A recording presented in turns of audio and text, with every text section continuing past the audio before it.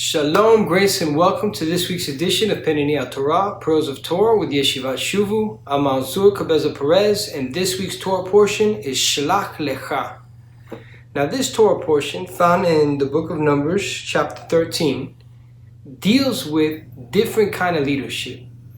Now, last year I went over how the natural and the wild branches are unified together in this parsha, and we'll recap that as we go along. And there are many wonderful teachings that we can get out of this parsha.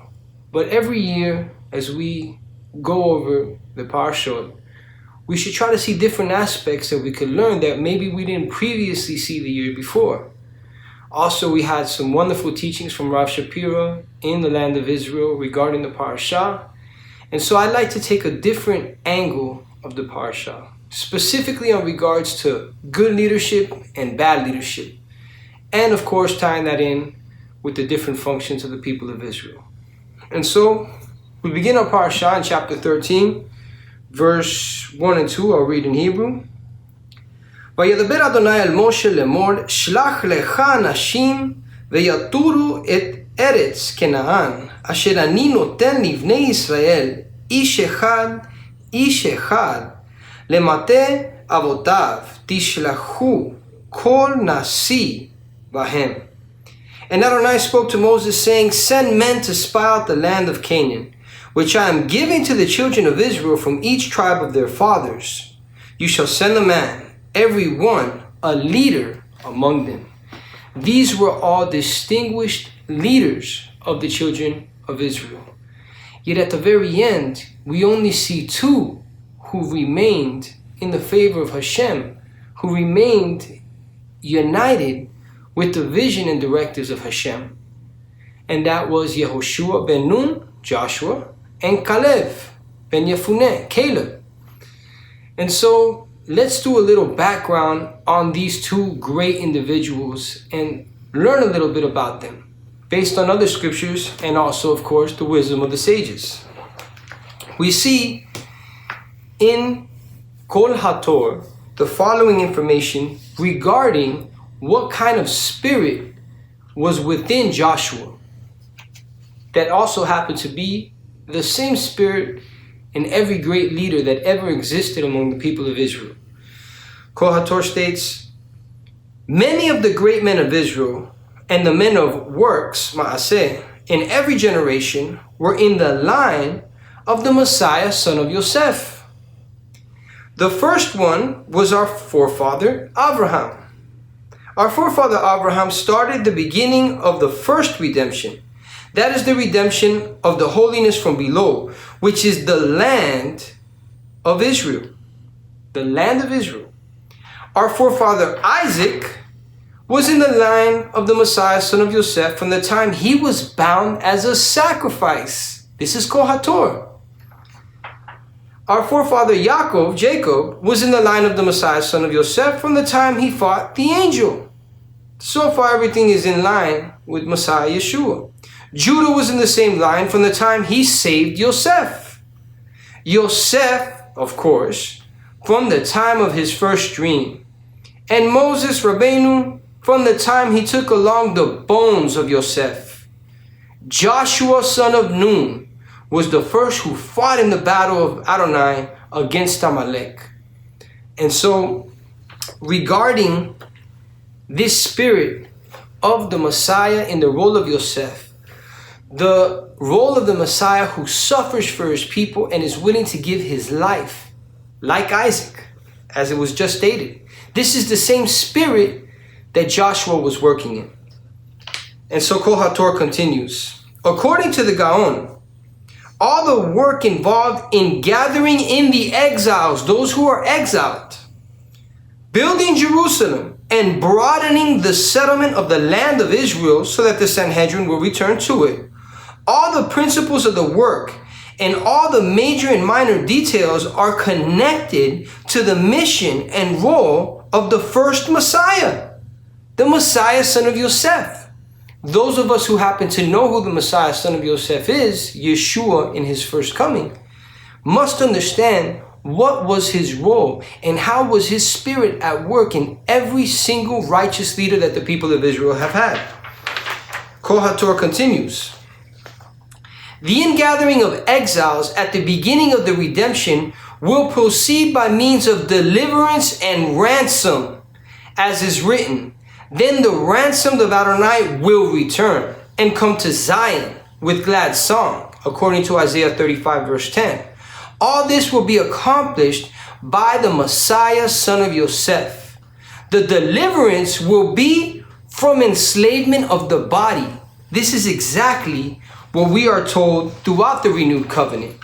The Messiah, son of Yosef, manifested in Yeshua, came for the exiles, those who were outside of the covenants, those from Israel who assimilated and walked away from Torah, and those from the nations who were not in covenant since the rebellion at the Tower of Babel. And so regarding that last statement, that the Messiah, son of Yosef, would deliver those who were enslaved to the flesh, this is exactly what we see from Rav Shaul in the book of Romans chapter 6, where he says the following.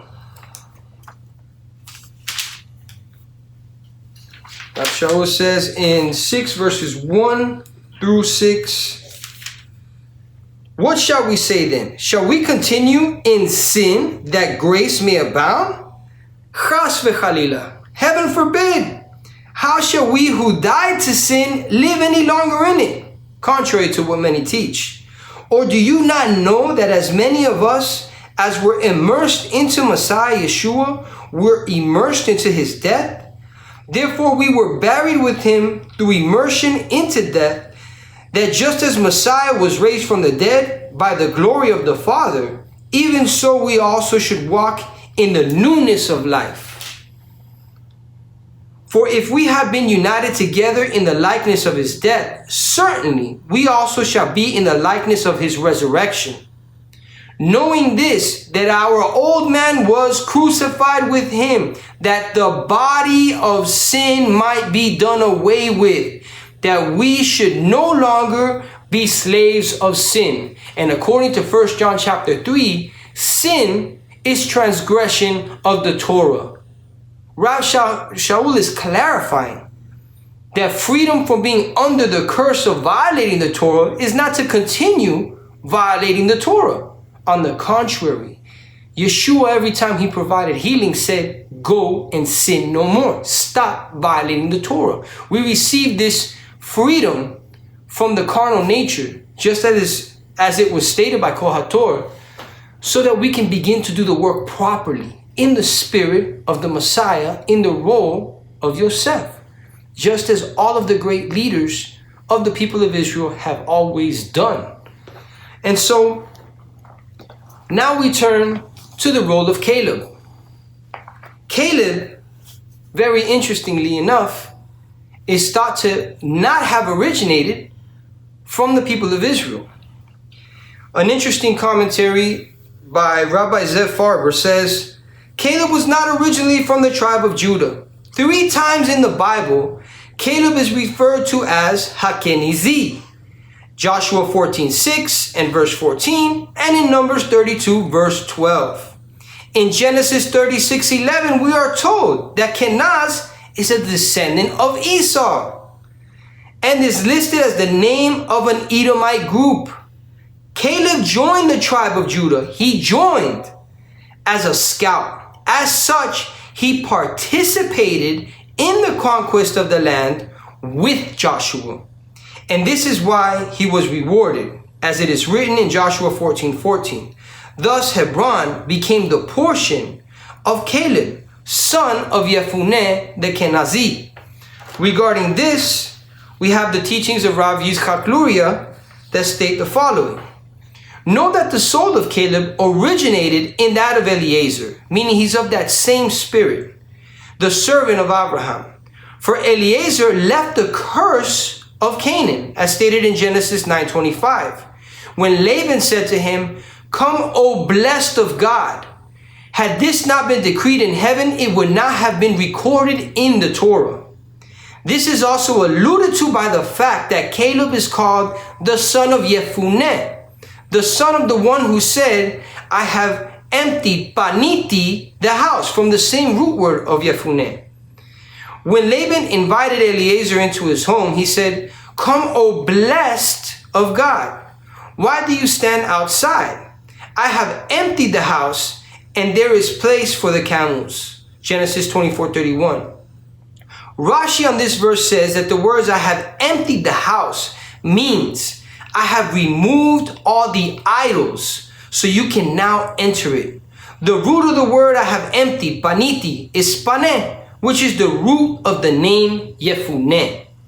By calling Caleb the son of Yefuneh, the Torah thus alludes to the fact that Caleb was personified as a son of the one who emptied his house, who removed idolatry from his home. The sages further state that the name Yefuneh alludes to the fact that Caleb turned away the scheme of the spies. Now this helps us to understand what in actuality was the root of the sin of the spies. Idolatry. When you place yourself or your position or anything higher than the calling that Adonai has given us, or higher than Adonai himself, this is idolatry. We see that the spirit of the Messiah has worked through the leaders of the Jewish community when they have been willing to give their lives for the service of Adonai and for the service of the people, for the greater good of the people. This is the characteristic of a righteous leader. And even one who is not originally part of the people of Israel, when they attach themselves to such a leader who works in the spirit of the Messiah, then they too participate and are given a portion with the people of Israel. And so, concerning the sin of the spies, those who were not good leaders, we see in Shnei Luchot HaBrit the following. The spies themselves were thoroughly wicked. Their objective was to make Israel remain in the desert. They began inventing stories to bring about a delay. When that did not work, they were forced to come out publicly with slander about the land. Can you believe that there is to this day people who deny the fact that the Jewish people have a right to return to the land of Israel? Let's continue with what it says in Shnei Luchot HaBrit. The spies thought that as long as Israel would remain outside the boundaries of the Holy Land, their own position as heads of the people would continue. That they certainly would not be demoted because they felt threatened by the leadership of Joshua. There are leaders, whether they be from the Christian world, the Jewish world, whatever role of leadership anyone is in, if they are more concerned with their own personal ambition and their own personal benefit, then they are not good leaders. A good leader is willing to sacrifice everything for the greater good. And this is not what was in the hearts of the 10 spies. You see, they did the work of going out to spy the land, but they had no faith. We've heard from Yaakov, the brother of Yeshua, that faith without works is dead. And the reverse order is also revealed through Rav Shaul. When we do works without faith, they are lost, as we shall see. We continue in Shnei Luchot HaBrit, which says, the spies themselves were motivated by excessive desire for personal honor. And that is why they became immersed in one sin after another until they ended up denying God. God had authorized the mission only to demonstrate that conquest by natural means was not even under discussion, but that they would be shown how dependent they were on his active assistance. God had wanted that the very toughness of the people would make the people of Israel concentrate on the need for his help. The need for God to perform miracles in order for them to inherit the land. The reason that they were allowed to see the rough conditions, the giants, the land that supposedly consumed its inhabitants, was not in order to scare them. It was in order for them to see how they needed to depend on Adonai. And that no matter how strong these spies, these warriors of Israel may have been, they needed to know that they could not accomplish the work without faith in Adonai. And that faith is in line with the spirit of the Messiah himself. And that is also a testimony to us. When we see obstacles that come in our path, and those obstacles seem like they cannot be overcome, we got to remind ourselves constantly, we cannot get scared, we cannot lose faith, we cannot try to focus on our own strength, because when these obstacles are placed before us and these circumstances overwhelm us, it is only for us to remember that it's not by our strength. It's by the power, the spirit, better said, of Adonai himself. It is Adonai who will accomplish this. We do our part. We participate in the work. But if there's no faith, if there's no faith in Adonai who will accomplish all things, then our works are lost. Everything that we do is in vain if we don't have that faith, if we don't have that connection and belief and trust, bitachon, in Adonai himself, which comes through the spirit of the Messiah. Yes, even today, there are wonderful leaders among the Jewish community that work in the spirit of Messiah.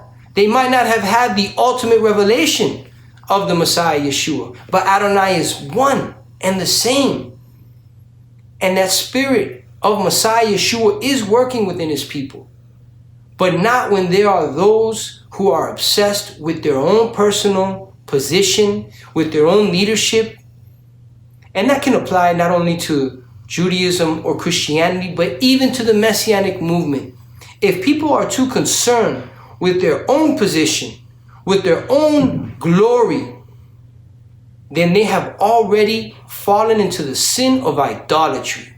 And this is what Caleb rejected.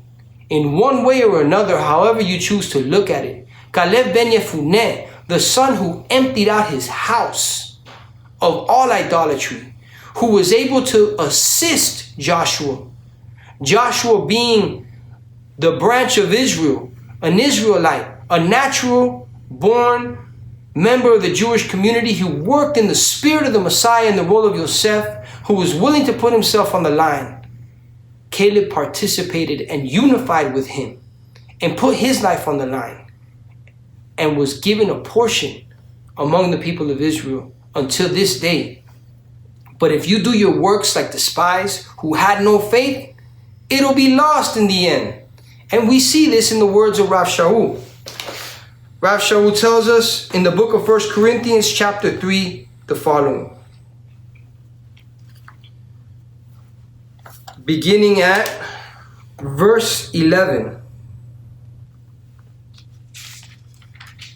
Rav Shaul tells us, each one's work will become clear, for the day will declare it, because it will be revealed by fire, and the fire will test each one's work, of what sort it is. If anyone's work, which he has built on it, endures, he will receive a reward.